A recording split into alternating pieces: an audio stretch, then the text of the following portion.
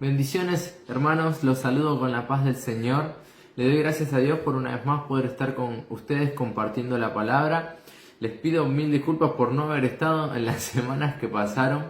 Estuvimos muy a las corridas y los miércoles me quedaban imposibles. Y bueno, gracias a Dios pudimos cambiar con el hermano Hugo los días, así que acá estamos de vuelta. Los saludo con la paz del Señor a todos los que estén del otro lado, hambrientos de la palabra, y le doy gracias a Dios porque una vez más me permite compartirla con cada uno de ustedes. Y les quería compartir una palabra que se encuentra en Segunda de Crónicas, capítulo 1, versículos 7 al 12, si no me equivoco. Al 12, sí. Es una palabra que cuando llegué al camino fue lo primero que le pedí al Señor, porque siendo joven muchas veces lo que más falta es sabiduría. Y hasta el día de hoy yo siento como que me hace falta mucha sabiduría. Y cada día le pido a Dios que aumente eso, ¿no? Porque muchas veces podemos anhelar otras cosas y muchas veces la importancia de la sabiduría, ¿no? Muchas veces anhelamos sueldos gigantes, autos, casas y un montón de cosas. Y el principio de muchas cosas es la sabiduría, ¿no? Si yo soy un buen administrador, si el Señor me enseña a cómo administrarme un par de cosas, podemos llegar a lograr ciertos objetivos o ciertas cosas que anhelamos. Muchas veces, o saber qué decisiones tomar ante una situación, ¿no? Y muchas veces, por falta de sabiduría, tomamos la decisión equivocada, ¿no? Por eso para mí esta palabra fue de mucha bendición cuando apenas la recibí, y hasta el día de hoy es de mucha bendición, y le pido a Dios que día a día mi saber aumente, no para vanagloriarme ni decir, wow, mira, soy una persona súper sabia, sino para saber cómo explicarlo, cómo ir llevando la vida, ¿no? Cómo ir administrando mis tiempos, cómo ir administrando mis ingresos, cómo ir administrándome ministerialmente. El Señor nos capacita en todo, pero nosotros tenemos que pedirlo, ¿no? Y por eso quería compartir esta palabra con ustedes, que tiene como subtítulo Salomón pide a Dios sabiduría. Y leemos desde el versículo 7 en adelante.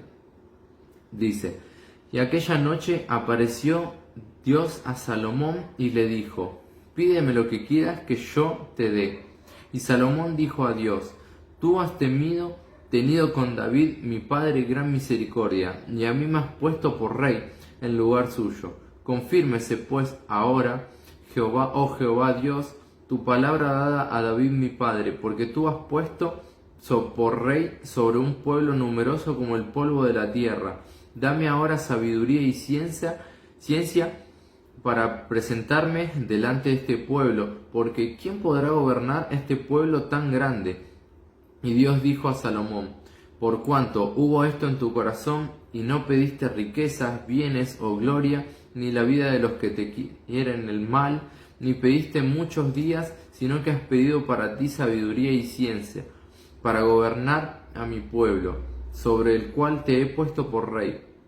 Sabiduría y ciencia te son dadas, y también te daré riquezas, bienes y gloria, como nunca tuvieron los reyes que han sido antes de ti, ni tendrán los que vengan después de ti. Amén. Hasta ahí quería compartir. Es una palabra hermosa que, como bien decía la palabra, ¿no? Yo a veces lo tomo, ¿no? Parafraseándolo un poco, como decir que venga alguien y te diga: te concedo un deseo, te concedo lo que vos quieras que me pidas, ¿no? Como vemos en las películas Aladín y la lámpara mágica, como vemos otras películas, ¿no? Donde viene alguien y dice: yo te doy lo que vos quieras, pedime riquezas, pedime lo que quieras. Y siempre en estas películas el deseo de los protagonistas siempre suelen ser equivocados, ¿no? Siempre van atrás de la riqueza, siempre van atrás de los bienes materiales, siempre van atrás de, como decía la palabra, ¿no? Como Y Dios dijo, por cuanto hubo esto en tu corazón y no pediste ni riquezas, bienes, gloria, ni la vida de los que te desean el mal, ni pediste muchos días, sino que has pedido para ti sabiduría y ciencia para gobernar a mi pueblo. No, él no estaba atrás de la riqueza, no estaba atrás de los bienes materiales, de la gloria, no, del poder, de un montón de cosas, no, que sabemos que en este mundo hay mucha gente que los anhela, no, pero Salomón no estaba atrás de ninguna de ellas. No, su corazón pedía, parafraseándolo un poco, a Dios, su corazón le pedía sabiduría. ¿Para qué? Para tomar las mejores decisiones para él, para su familia. No, para guiar a su pueblo. No, lo primordial que una persona que va a tener, aunque sea un pequeño remanente de gente, debería pedir sabiduría.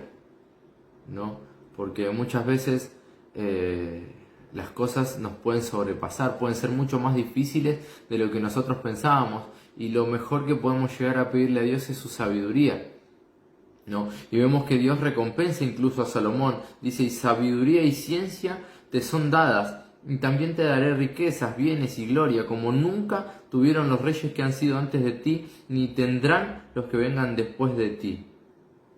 ¿Por qué le dio esto? Porque finalizando el versículo de el momento en el que dice, por cuanto hubo esto en tu corazón, no pediste riquezas ni pediste nada de eso, no solo le dio riquezas, sino también le dio con todo eso las añadiduras, y prometió que no iba a haber ni hubo rey que tenga tanto como Salomón, ¿no? Y la palabra se cumple. Nosotros hoy en día nos encontramos con personas que son multimillonarias, y si nos ponemos a pensar un poquito, hay no sé qué persona importante tiene la plata suficiente para acabar con el hambre mundial, y nosotros nos ponemos a pensar, y Salomón tuvo mucho más que eso, porque Dios prometió y Dios cumple. No hubo ni va a haber persona como vos, ¿no? Que tenga tanto como te estoy dando a vos en este momento. Pero ¿cuál es la importancia de esto? La sabiduría, ¿no? Yo puedo intentar mentirle a Dios y decirle, sí, Señor, yo quiero sabiduría también, pero si en mi corazón no está eso, Dios no va a responder. No, a veces es mucho más difícil de lo que nosotros pensamos.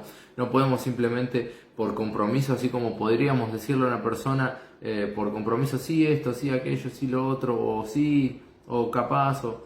No, con Dios no podemos mentirle. A Dios no le podemos decir, sí, Señor, mi deseo es acabar con el hambre mundial y en mi corazón no está eso. Dios no va a responder. Muchas veces tenemos que poner en primer lugar en nuestras peticiones la sabiduría para saber qué decisión tomar, para saber cómo actuar, para poder enfrentarnos a situaciones, ¿no? Y poder enfrentarlas de la mejor manera. Y uno de los principios básicos que encontré para respaldar esta palabra, o casualidad, se encuentra en Proverbios. Proverbios capítulo 1, que justamente está escrito por el mismo Salomón, aquel que a Dios le pidió sabiduría, ¿no? Y el versículo 7 del capítulo 1 de Proverbios, la parte A, dice, el principio de la sabiduría es el temor de Jehová. Y ahí enlazan todas las partes del rompecabezas. ¿Cómo podría tener sabiduría? Sí, sabiduría en las cosas de Dios, aclaremos, si no tengo temor de Dios, ¿no? Como les decía recién, nosotros no podemos mentirle a Dios en lo que hay en nuestro corazón. Yo puedo decirle al Señor, sí, Señor, mi anhelo es tener una casita así nomás y con un sueldo que me alcance y poder ayudar, poder estar en la obra, poder hacer aquello, poder hacer lo otro, servirte solamente a vos, y quizás en mi corazón no está eso. Dios no va a responder a mi petición porque Dios no lo puedo engañar, no puedo mentirle. Entonces, el principio de la sabiduría es el temor de Jehová. Es una parte muy importante de este texto para mí, ¿no? Porque, ¿qué nos quiere decir eso? Que entonces en el corazón de Salomón sí había temor de Dios. Porque dice la palabra que fue una de las personas más sabias del mundo y que no hubo sabio como Salomón. Más allá de sus errores, más allá de sus fallas, no hubo sabio, ni va a haber sabio como Salomón. Aquella persona que nos damos cuenta que puso a Dios en primer lugar, ¿no? Y que estuvo más tiempo construyendo el altar de Dios y entregando todo lo mejor a Dios, y después recién se ocupó de sus cosas. Por eso Dios, perdón si me equivoco, vamos a decir, lo premió de antemano. Es como que yo diga, bueno, vení, trabajá para mí y te adelanto el sueldo de todo un año. Sos nuevo, acabas de entrar a trabajar, no me importa, te adelanto el sueldo de todo el año. Cualquier persona, entre comillas, viva del mundo agarra y dice, bueno, ya está, mañana ni vengo y no aparezco más. Pero ¿qué pasa? Yo con Dios no puedo hacer eso. Dios no me va a dar más de lo que yo podría llegar a tener o que yo podría llegar a soportar. Y eso muchas veces no es solamente lo material, porque muchas veces, las pruebas, las luchas, ¿no? Dios tampoco no nos va a dar más de lo que nosotros podemos aguantar también a nivel material. Porque si Dios sabe que mi corazón está en la plata, por así decirlo, en el dinero, en todo lo que sean bienes materiales, no me va a dar lo que mi corazón anhela y aparta de él. Es como un equilibrio. Dios no va a decir, bueno, este chico tiene problemas con la plata, es ambicioso, es esto, aquello. Bueno, vamos a darle plata igual.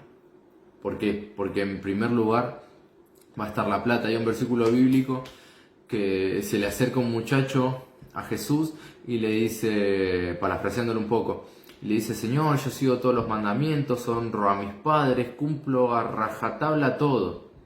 Era un muchacho rico. Y Jesús le dijo, bueno, ¿querés seguirme? ¿Querés estar conmigo? Andá, vendé todos tus bienes, dáselo a los pobres. No le dijo, dámelos a mí. Le dijo, dáselo a los pobres y vamos, no hay ningún problema. ¿Qué pasa? Tocó la fibra del corazón que más le dolía al muchacho. ¿Por qué? Porque sabía dónde estaba su corazón. Su corazón no estaba queriendo seguir a Cristo. Estaba buscando los bienes materiales, los panes y los peces. Por eso nosotros podemos engañarnos entre nosotros, pero a Dios no podemos engañarlos.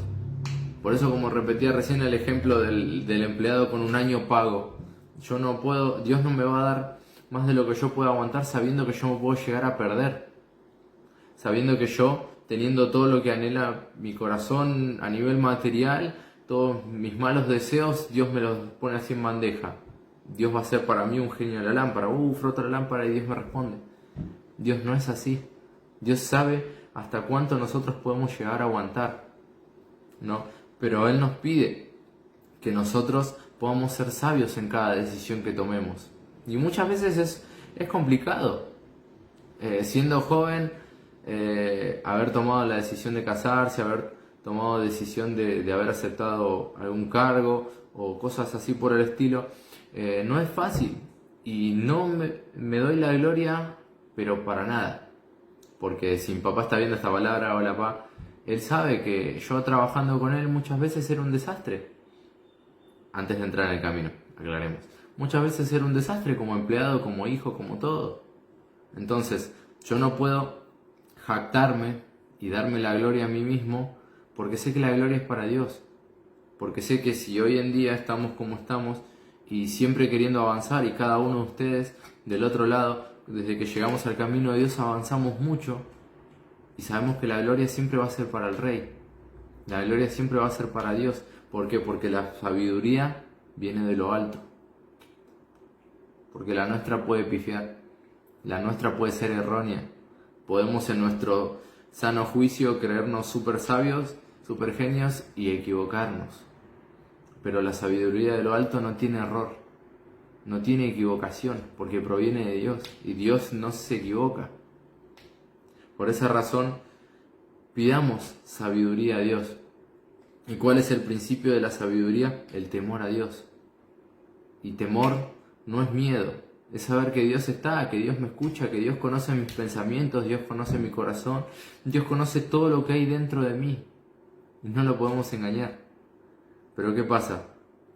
Dios siempre nos va a estar enseñando, Dios siempre va a estar al lado nuestro, guiándonos por el buen camino.